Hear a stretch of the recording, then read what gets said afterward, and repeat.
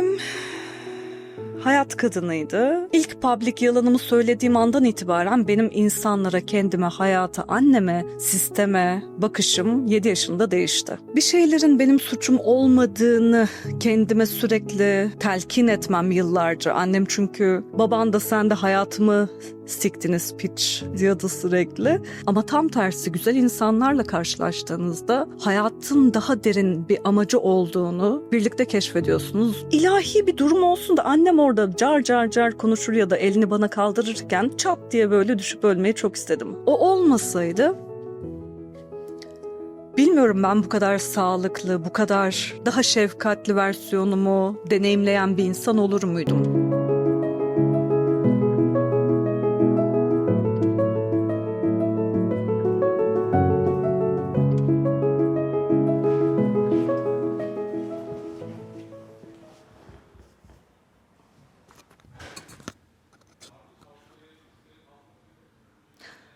Merhabalar, ben Burcu Eken. Bize hikayeni anlatır mısın? Yazarım. 10 yıl diyecektim, yalan söyleyecektim. 4 yıl podcast yaptım. Hayatta Kalma 202, ağır travmalı konuklarım vardı ve ilk 6 bölümde kendimle başladım. Birinci bölümün adı bir hayat kadınının kızı olarak hayatta kalmaydı. 4 kitabım var. Sonuncu kitabın adı Göbek Bağı. Bu hayat kadınının kızı olmak ne demek? Yazar olarak annemi, ruhu şad olsun, çocukluğumu, ilk gençliğim nasıl geçti? İşte hayatımız nasıldı? Ben nasıl bir yazara dönüştüm? Bütün bu süreci anlattığım bir kitap yayınladım geçen yıl. Hazır olun, zor bir hikaye geliyor. Hepimiz bir eve doğuyoruz ve anne babamızın kim olduğu bizden bağımsız ve çocukluğumuz, ergenliğimiz boyunca özellikle maruz kalıyoruz bu hayata, ebeveynlerimize. Annem hayat kadınıydı. Çok iyi bir ailenin, çok düzgün, iyi eğitim almış kızıyken 18'inde kendini Zürafa Sokak'ta genç bir hayat kadınına dönüşmüş şekilde ve hızla o hayata tahammül edebilmek için çeşitli uyuşturuculara bulaşmış şekilde buluyor. Aradan birkaç yıl geçince başarılı sperm diyelim bu hikayede benim baba figürüyle tanışıyorlar. O da polis, yakışıklı, mesleğinin zirvesinde, Manukya'nın evinde tanışıyorlar ve annem bir süre işi bırakıyor. Umutları, hayalleri var. Benim o baba figürüne güveniyor, aşık, kör kütük aşık. Çok arabesk, biz ayrılır mıyız tadında bir ilişki yaşıyorlar. Ve ben dünyaya gözlerimi açıyorum bundan 35 yıl önce. Çok zor bir çocukluk, ergenlik tahmin edersiniz. Annem beni korumaya çalışıyor yaşadığı hayattan ve dadılarla büyüyorum. O dadılar annemin hayatıyla dalga geçiyorlar, evimizden eşyalar çalıyorlar, yüzüne gülüp arkasından kuyusunu kazıyorlar. Ve ben çok yani küçücük bir çocukken bütün bunların farkında olarak büyüyorum. 4 yaşında annemin ne iş yaptığını anlıyorum ve susmam gerektiğini, anneme bunu söylememem gerektiğini de fark ediyorum. Empati yeteneğim o yaşlarda gelişiyor. Çünkü anneme eğer ben 4 yaşında bunu anladığımı söylesem kötü hissedeceğini bir şekilde hani idrakim şu anki gibi tabii ki değil ama duygularını biraz hissedebiliyorum. Utandığını, utancını çok erken üstüme alıyorum bir yük gibi. Sanki hafifletmeye çalışıyorum onun yükünü ve ben böyle çocukluğumu yaşayamayıp erken olgunlaşan, kendi annesinin de ebeveyni olmaya çalışan, kendini çok yalnız hisseden, yalnızlık duygusuyla başka bir bağ geliştirmek zorunda kalan, insanların göründüğü gibi olmadığını, mesela o dadılarım, annem, diğer yetişkinler, çok çeşitli insanlar evimize girip çıkıyorlardı. Güvensizlik duygusu, insanlara güvenmemem gerektiği, annemin o hali ve benim babayla sürekli bir dargın, bir barışık ve şiddetli bir ilişki. Annem de şiddet görüyor, annem de bana şiddet uyguluyor. Karma karışık bir fiziksel ve psikolojik şiddet evin içinde sürekli var. Bir şeylerin benim suçum olmadığını kendime sürekli telkin etmem yıllarca. Annem çünkü baban da sen de hayatımı siktiniz piç diyordu sürekli. Ama bir taraftan sevgisini de çok yoğun bir şekilde hissediyordum her şeye rağmen. Bu bence önemli. Mesela ben sevgisiz büyümüş bir çocuk değilim ama bu sevginin ne kadar hastalıklı olduğunu da keşfettim. Yani şimdi bana sevgi diye sunulan şey beni korumak pahasına bana zarar vermek, beni yıkmaktan ibaretti çoğu zaman. Çünkü kendi hayatını düzene koyamadığı gibi beni de koruma düşüncesi onu vahşileştiriyordu. Beni herkesten koruyordu ama kendinden koruyamıyordu. Ve şöyle düşünün, hani tek akrabanız, sizi en çok sevdiğini söyleyen insan ve size en büyük zararı veren insan anneniz. Ve birbirinize muhtaçsınız. Yani o bana şey diyordu, güzel kızım sen olmasan ben çoktan kendimi öldürmüştüm. Sen benim her şeyimsin ve buna inanıyordum da hissettiriyordu ama diğer taraftan da tam tersi. Sevginin ne olduğuna dair hala düşünüyorum. Düşüneceğim galiba hayatımın sonuna kadar da. Sevgi bence iyileştirici olmalı.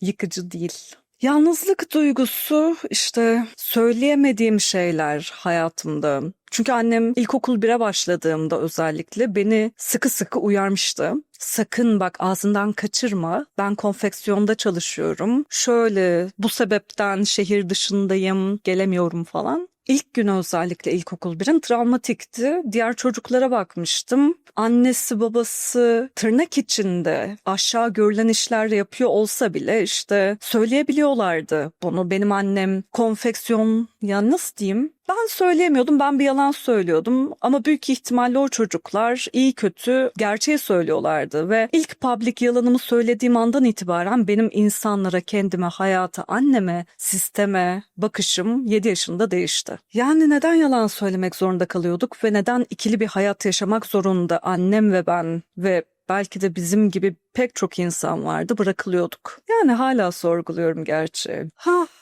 Bakalım şu kasvetli modumuz değişsin deyip ne kart gelecek bana, çekelim, görelim. Sana kök saldığını hissettiren bir yer oldu mu? Neresi?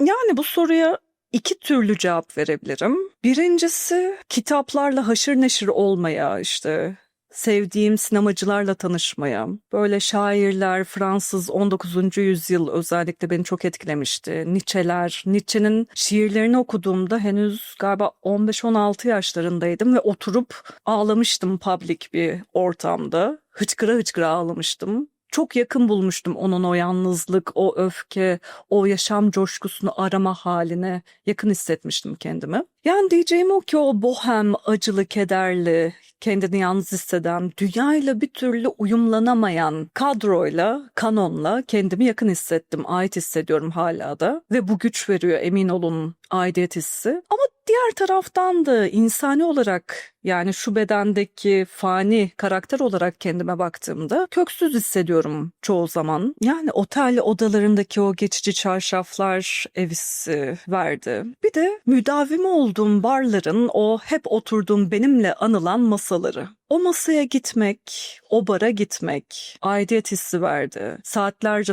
tek başıma genellikle oturup yazmak, içmek, düşünmek hem bir terapi yöntemiydi hem de böyle şeytanlarım, meleklerim, aklımda içimde her ne varsa yüzleşme hali. Güzeldi yani, hani kök müdür değil midir bilemem ama köke yakın bir şey. Bu da önemli bence. Çünkü bu his de olmadan savrulup duruyorsunuz. Diğer kartı çekelim. Sana sevgi sandığın ama aslında olmayan ne gösterildi? Onu nasıl fark ettin? Annemden bahsederken biraz değinmiş gibi oldum. Annemin beni çok sevdiğine dair hiçbir şüphem yoktu. Ama bence bu sevginin gösteriliş biçimi çok hastalıklı ve yıkıcıydı. Sevgisinden şüphe etmesem de beni nasıl seviyorsun sen? Seven insan böyle mi davranır diye çok sorguladım, çok öfkelendim. Yani ya o ölsün ya da ben öleyim, sırf onu pişman etmek için beni sevdiğini söylüyor ya. Ona ömür boyu sürecek pişmanlık hissini yaşatmak için gözünün önünde hiçbir neden yokken Sadece böyle hani ilahi bir durum olsun da annem orada car car car konuşur ya da elini bana kaldırırken çat diye böyle düşüp ölmeyi çok istedim. Ama o yıllar sonra öldü. Felçli bedeniyle 5,5 yıl ölmeden önce felçliydi, konuşamıyordu. Onun o gasilhanede bedenini yıkayan, ona şefkat gösteren, ağlayan ve bir şekilde onu da kendimi de serbest, özgür bırakan bendim. Gerekiyor bazen. Kendini eksik hissettiğin bir şey var mı? O boşluğu nasıl dolduruyorsun? Bence İnsan olarak çok eksik varlıklarız ve yaşamımız boyunca bu eksiklikle mücadele etmek durumundayız. Tamamlanır mıyız bilmiyorum. Mesela evde güven duygusu, huzur duygusu hiç yoktu. Ben de uzunca bir süre huzur kaostadır diyerek içimde daha çok yıktım, yaktım, öfkemi yansıttım ama kendime.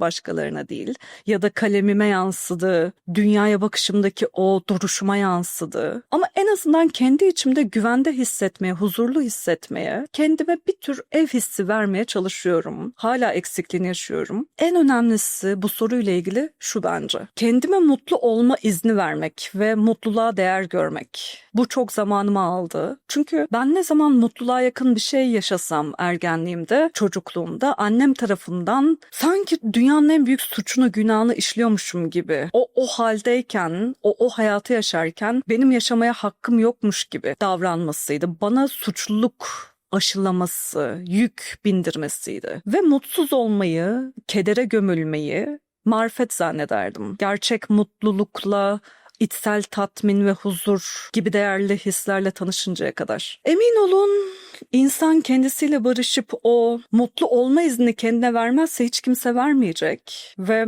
iyi olma hali size gökten zembille asla inmeyecek. Uğraşmanız lazım. Yani derin konular. Şu anda tek bir soruya, tek bir YouTube videosuna sığdıramayacağım kadar derin ve uzun. O yüzden diğer kartı çekelim. Hayatında bir istikrar sağladığını hissediyor musun? Bunu sağlayan neydi? Bir insan mı, bir duygu mu, bir alışkanlık mı? Görüp görebileceğiniz en istikrarlı insanlardan biri olabilirim. Öyleyim demiyorum, olabilirim. Dışarıdan her ne kadar serseri, vurdum duymaz görünsem de bazı. Yani bunun da en büyük çıkış kaynağı güçlü bir duygu, tutku, yaratma tutkusu, dönüştürme, olumsuz duyguları alıp bir esere çevirme. O ağlamayı, gözyaşını, üzgün ruh haline alıp coşkuya çevirme. Yani ben hep böyle zıtlıkları içimde yoğun bir şekilde hisseden bir karakterim. Hep çocukluğumdan beri hissettim. Çok zorlandığım zamanlar da oldu. Şu an daha iyiyim ama yer yer yine tetiklendiğim popüler tabirle oluyor. O kadar olsun artık. O da bu sürecin bir parçası. Şartlar maddi manevi ne olursa olsun en zor koşullarda bile kendime bir söz verdim ve o sözün ardından hala gidiyorum. O da şu: Burcu, sen bir sanatçısın. Kendine ihanet etmediğin sürece güzel hayatta kalırsın ama kendine asla ihanet etmemen lazım. Yani bu duygu, bu yaratma arzusu. İlkokul 1'e giderken şunu fark ettim. Üzgün bir çocuk olarak ne okulda iyi vakit geçirebileceğim ne de hayatta muhtemelen iyi bir yer sahibi olabileceğim. Okumayı öğrenir öğrenmez 2. sınıfta ben hızla yazılar yazmaya ve yarışmalara katılmaya, birdenbire sivrilmeye başladım. Yani şimdi dönüp bakıyorum da komik buluyorum. Ama yine de o halim hayatta kalmamın en büyük kaynağı. Yazmak, gazete, dergi çıkartıyordum. Büyük sınıflarla da böyle kafa tutuyordum. Kendime şu söz verdim: senin maddi manevi koşulların ne olursa olsun güzel bir hayat yaşayacaksın ve kendini dönüştüreceksin. Sen zaten bir sanatçısın. Senin kaderin bu. Mesela kaderimle çok çocuk yaşta tanışmak rahatlatıcıydı bence. O tutku hissi, kaderini bilmek ve kaderini yaşamak için adamak kendini çok değerli bence. Uğrunda aldığınız riskler sizi daha da güçlendiriyor. Dönüp baktığımda çok çeşitli işlere hayatta kalmak için girdim çıktım. Çok zor durumlarda kalsam da minnet eylemedim. Kapıyı çarpıp çıktım. Çıkabildim. Çıkamayan insanları da bu arada anlıyorum. Çeşitli gerekçelerle terk edemiyorlar bulundukları yerleri. Ne kadar zor durumda olursam olayım, o insan da benim zor durumda olduğumu bildiği için sırf bana götlük yapıyorsa ona şu hareketi yapmayı çok sevdim. Bu güç verdi. Dönüp baktım. baktığımızda 4 kitap var. 35 yaşındayım. 5. kitabın yazım aşamasındayım. 5 sezon, 4 yıl boyunca Hayatta Kalma 202 adlı değerli bir podcast'in yürütücülüğünü, sunuculuğunu üstlendim yazar Fırat Turan'la birlikte. Emin olun bu işleri yaparken kıçım rahatta değildi. Hep çabalamak zorunda kaldım. Ama vazgeçmedim ve vazgeçmemek inanın size her şeyden daha fazla tatmin sağlıyor. Vazgeçenleri de anladığımı söylemeliyim. Eminim haklı sebepleri vardır.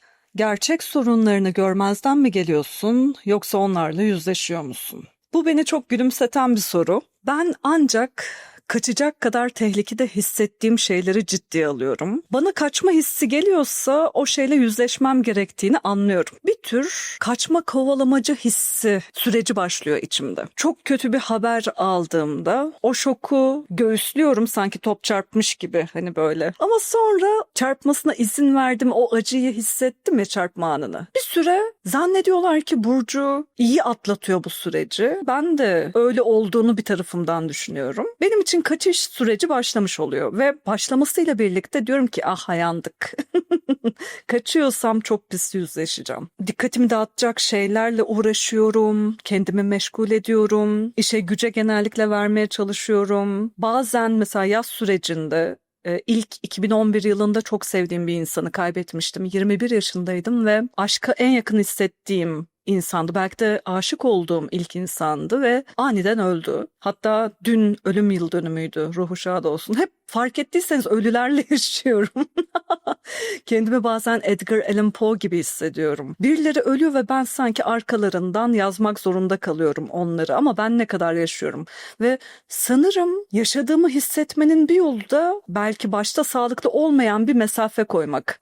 Kaçmak ve kaçarken de kendimi gözlemlemek. Neden kaçıyorum, nasıl kaçıyorum, neyden kaçıyorum en temelde, hani beni rahatsız eden şey ne? Sonra da yüzleşiyorum.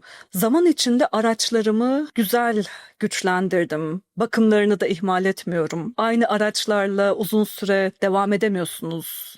Yıpranıyor, bozuluyor. Yeni araçlar bulmanız gerekiyor hayatta kalmak için. Geliştiriyorsunuz, yani yapıyorsunuz bu sporu. Seve seve değilse de. Anladınız. Böyle. Uğruna özenle çabaladığın bir hayat gayen var mı? Düşen, kaybolan, kendini yitiren çok fazla insan gördüm çocukluğumdan beri ve kendime onlardan biri olmama, iyi yaşama sözü verdim. Bir gün bu hayattan gittiğim vakit kendimi gerçekleştirmiş, insanlara dokunmuş, yaratmış, üretmiş, yaşamış olarak gitmek. Özenle de bunun için her gün yataktan kalktığımda çabalıyorum. Diyorum ki bugün ölecek olsaydım, son günüm olsaydı hayatta nasıl bir gün yaşamak isterdim? Çünkü insan gündelik hayatın içinde kendini unutabiliyor, ölümlü olduğunu, gerçeğini aklından silebiliyor, silmek isteyebiliyor. Ama kafamızı yastığa koyduğumuzda şunu düşünmekte fayda var bence. Hani ben şimdi yatağa sağ salim ulaştım, birazdan muhtemelen uyuyacağım. Yarın uyanacak mıyım? Ve yarın uyandığımda nasıl bir hayatı, kendimin nasıl bir versiyonla gözlerimi açmak istiyorum? Ve bunun için ne yapabilirim? Yani sürekli bence bir röntgeninizi çekmek önemli. Benim gayem de ne kadar sürem kaldıysa bu hayatta sonuna kadar üreterek, yazarak, kendim olmaya, cüret ederek hayatımı yaşamaya devam etmek. Gönül dostları. Sana neler ilham verir? İlham dolu bir terazi kadını olarak giriş yapıyormuşum. İlham benim göbek adım bebeğim. Şaka bir yana, yaşamın kendisi canlılık, insan olmayı bir bedende deneyimlemek. Kuşlar, kediler, hayvanlar ama özellikle kediler. Kedilere bayılıyorum. Kediler beni çok güldürüyor, ilham veriyor. Onların o özerk halleri, sevimlilikleri, başına buyruklukları, dalgalar kıskanacak kadar ilham veriyor bana. Ya da hiç ayak basmadığım, vücudumu sokmadığım, görmediğim denizler uzaklardaki. Rüzgar bana fazla ilham veriyor mesela. Hani bana esmeyi anlat, esip geçmeyi anlat diyor ya şarkıda. İçimdeki rüzgarlarla iletişime geçiyorum. Bazen çok fırtınalı, sağanak yağışlı, gök gürültülü. Bazen de ılık bir meltem, ruh okşayıcı. Ne güzel. Yani bana ilham veren çok fazla şey var. Kısaca hayatın ta kendisi, ölümlülük süreci ve bunu deneyimleyen bir bedendeki insan olmak. Öleceğini bilmek çok enteresan bir his. Bu süreç bana olduğu gibi yataktan kalktığım andan itibaren o tekrar kafamı yastığa koyacağım ana kadar ilham veriyor açıkçası. Ve merak duygusu. Yarın ne olacak? Bazı şeyler iyi gitmesi için uğraşıyorum. Zarları atıyorum ki zarları atmaya çok önem veririm. Olasılıklarla oynamaya. Bazı şeyler de kontrolüm dışında gelişiyor ve her an her şey olabilir. Zemininde yaşıyoruz. Yarın nasıl bir dünyaya uyanacağımızı bilmiyoruz hangi haberlerle. Ve bu bana ilham veriyor. Hiç risk almaya değer bir adım attın mı? Çok diyormuşum böyle dönüp elde böyle yapıyormuşum. Yani risk hayatın ta kendisi. Evden çıktığımız andan itibaren, hatta evden çıkmamıza bile gerek yok. Risk altında yaşıyoruz. Galiba aldığım en büyük risklerden bir tanesi, örnek vererek gidecek olursam, 2017 yılında düzenli bir işte çalışıyordum. Fena kazanmıyordum. Koşullarım da pek çok insana göre daha iyi sayılırdı ve işin kötü tarafı, o işe fena halde ihtiyacım vardı. Bir ay bile geçinecek param yoktu. Bir yıldır çalışmama rağmen, ama borcum da yoktu. Kredi kartım da yoktu. Durdum, düşündüm. Daralma, bunalma, nefes alamama noktasına gelmiştim. Birdenbire herkesin yakındığı ama bırakamadığı bir işi bir anda bırakıverdim. Tam da bir ay sonra yıllık izne çıkacaktım. Mantığınız size şey diyebilir. Ya bir ay daha sabretseydin, yıllık iznine gitseydin, tatilini yapsaydın, dönseydin, öyle işi bıraksaydın. Kurnaz olsam tırnak içinde bunu yapabilirdim. Ama o kadar canıma tak etmişti ki, o son sabır noktanızı, bardağa taşıran bir damlaya ihtiyacınız vardır ve o damla da taşınca hani bağlasan, ben duramadım. Ve bence hayatımın yaptığım en iyi hareketlerinden bir tanesiydi. İşi bıraktım. Kendimi hapishaneden çıkmış gibi özgür hissettim. Unutmuyorum o hissi. Dedim ki 3. kitabım Doggy Blues yazmak için kredi çekeceğim. Hayatımın ilk banka ihtiyaç kredisini işi bıraktığımın ertesi günü çektim. Dedim ben bunu yaparım. Ve kitabın yarısına geldiğimde param bitti, çünkü büyük bir kredi zaten çekmemiştim. Kitabı tamamlayabilmek için bambaşka maceralara atlamam gerekti. Sonrasında da risk follofoşu oldum. Bir risk aldığınızda diğer riskler de kapıda sıralı sizi bekliyorlarmış gibi. Oo, hoş geldin azizim, seni bekliyorduk. Al, bir risk daha ister misin? İsterim. İster misin? Bir risk daha ver. Sonrasında da işler kara komedi haline alabiliyor. Bende de aldı nitekim. Sana öğretilmemiş ama senin içinde büyüttüğün bir gücün var mı? Hayata ve insanlara güven. Bu bana çocukluğumdan beri öğretilmediği gibi tam tersi aşılandı. Hayatın gerçeklerinden hep bahsederdi annem. Çünkü o bedenini satarak hayatta kalıyordu. İnsanlar hep kurt kapanıydı. Güven olmazdı. Özellikle erkekler tükakaydı. Ama bir taraftan da bana bunları söylerken yıllar boyunca annemin sadece uyuşturucu maddelere değil, erkeklere, ilişkilere de bağımlılığı vardı. Yani söylediğinin tam tersini uyguluyordu gerçek hayatta. Onun bu ikililiği, yani söyledikleriyle eylemlerinin çelişkili tavrı bana çok düşündürdü. Erkeklere düşman olmadım. Hepimiz insanız, erkek, kadın, cinsel yönelim fark etmeksizin aynı şemsiye altında, insanlık şemsiyesi altında birleşmemiz gerekiyor ve önemli. Yani hayata da küsmedim, arabesk bir ruh haline girmedim ki arabeskten de emin olun hiç hoşlanmıyorum. Hayatınızın değişmeyeceğine inanıyorsanız herhangi bir şeyin değiştiremezsiniz. Önce inancınız olması lazım bir şeylerin değişeceğine dair ve değiştirebileceğinize dair o gücü içinizde öyle bulacaksınız. Bugün hala arada sırada çocukluğundaki o kıza rastlıyor musun? Ne söylüyorsun ona? Açıkçası rastlamaktan ziyade onu tekrar keşfetmeye, bulmaya ve görünür kılmaya içimde çalışıyorum. Diyorum ki ona, bak sen çok güzel küçük bir kız çocuğusun. Çok yeteneklisin, safsın, enerji, yaşam dolusun. Bunu asla kaybetme ve her zaman bu kadar güçlü olmak zorunda değilsin. Çünkü sen kırılganlığınla, korkularınla, her şeyinle güzelsin ve güçlüsün. Ama bu güç, güçlü zırhını üzerine geçirip duvarlar örmekle değil, tam tersine zaaflarınla, karanlığınla yüzleşerek, işbirliği yaparak aşabileceğin, dönüşebileceğin bir meziyet. Güç dediğimiz şey höt söt bir şey değil. Tam tersine insanlıkla, şefkatle, belki sevgiyi anlamak, keşfetmek, izin vermekle bağlantılı bir durum. Ve diyorum ki sen artık güvendesin, ben buradayım. Biz iyiyiz. Şu mendile de uzanamadım. Uzanasım geldi ama orada güzel duruyor. Gözlerime bir şey kaçtı. Bugünkü haline ulaşmanda kimin küçük bir varlığı büyük bir fark yarattı? Bu soruya geldik. Şu anda bu kaydı alıyoruz ve bundan 3 gün önce 20 yıllık dostumu gömdük. Ee, Konuşamadım bir an. Ah ya, biz lisede tanıştık. İki farklı yarası olan, iki farklı hayattan gelen, uyumsuz ama hayata tutunmaya çalışan, güç arayan, kendini keşfetme yolculuğunda çare arayan çocuklardık ve biz birbirimizin ilhamı olduk, kardeşi kahkahasız, sevgilisi olduk. Öğrettik biz birbirimize çok şey ve o olmasaydı bilmiyorum ben bu kadar sağlıklı, bu kadar dünyaya, kendime, hayata açık, daha şefkatli versiyonumu deneyimleyen bir insan olur muydum? Ona çok fazla şey borçluyum. Yezdan Kayacan, ruhun şad olsun bebeğim. Güzel insanlar hayattaki en büyük şansınız oluyor. Hani derler ya, annem şey derdi. Allah seni güzel insanlarla karşılaştırsın yavrum. Kötü insanlar sizin iyi giden hayatınızı raydan çıkarıp uçurumdan aşağıya da atabilir. Ama tam tersi, güzel insanlarla karşılaştığınızda hayatın daha derin bir amacı olduğunu birlikte keşfediyorsunuz ve ölümden önce yaşamak için bir fırsatınız oluyor. Diyelim. Bu soru tam da gözlerimin dolduğu, sesimin titrediği, o sorunun arkasından geldi, iyi oldu. Soru şu. Kabul ederek ilerlemek senin için ne anlama geliyor? Yani çok uzaklaşmaya gerek yok. En son örnek Yezda'nın ölümü çok da az da henüz. Yaz sürecim yeni başlıyor ki ne yazık ki kıdemliyim yaz konusunda.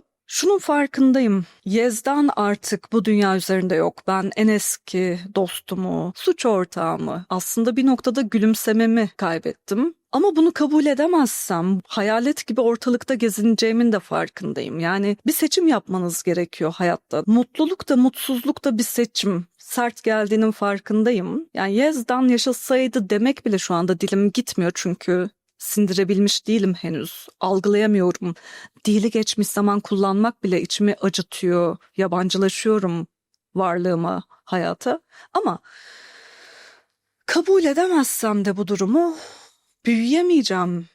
Yani ben olarak hayata devam edemeyeceğim ve o gitti, ben kaldım. Yani biz kalanlar olarak hala bir miras yaşıyoruz ve biz de bir miras bırakacağız. Ben de ölüp gideceğim. Hepimiz faniyiz. Güzel yaşamaya çalışacağım. Yezdan için de yaşayacağım ve diğer kaybettiğim, ölen, çok sevdiğim insanlar için.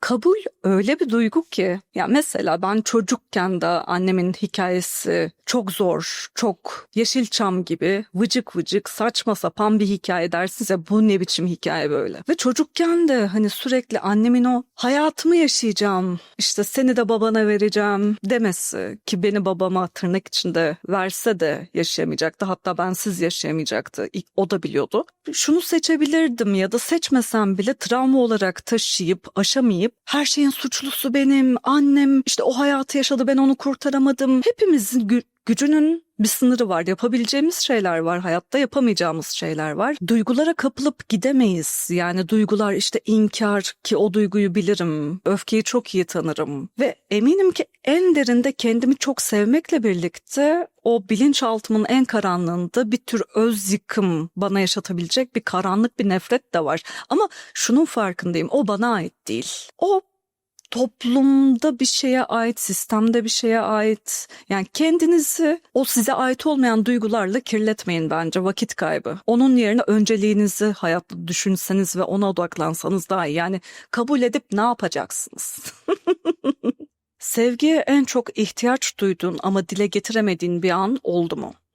Yani müneccim olmaya gerek yok. Bence 3 aşağı 5 yukarı durumu anlamışsınızdır. Özellikle Türk aile yapısına baktığımızda sevgiyle ilgili sıkıntılarımızın olduğunu gözlemliyoruz. Aile dediğimiz şey bize dayatılıyor. Onu her haliyle kabul etmemiz söyleniyor. Ama hiç şunu oturup düşünmüyoruz. Ya bu aile dediğimiz şey nedir? Bize çektirdikleri nelerdir? Hani annem de babam da bir insandı deyip kendimiz de bir insan olarak aynı kefeye koyup yüzleşmemiz ve dertleşmemiz sevmemiz gerekiyor. Yani bize sevgi diye gösterilen şey neydi bunca zaman? Niye bize en çok zarar verecek insanları buluyoruz? Hayatta arkadaş, partner. Hani kendi deneyimden bahsetmiyorum, gözlemlediğim. Ve ona sevgi, beni seviyor ama beni seviyor. Yo. Bence sevgi başka bir şey. Ve ben sevgiyi şu anda ayırt edebiliyorum. Bence her sağlıklı ilişkinin mesafesi var, sağlıklı mesafeleri. Hani sevgi hissetmek, sevgi göstermek vıcık vıcık, ay gıcık gıcık ya da ay canım bir tanem aşkım değil bence. Hiçbirimiz için olmamalı. Hani sevgi bence daha derinde, saygıyla da ilişkisi var. Şefkatle bence çok ilişkisi var. Hani koruyup gözetmekle çok alakalı. İyi olmasını istemek bence olmazsa olmaz. Siz sevdiğinizi söyleyip sevdiğiniz insana zarar veriyorsanız bence sorgulamanız gereken çok fazla şey var. Ya da tam tersi. Sevgi bu mudur?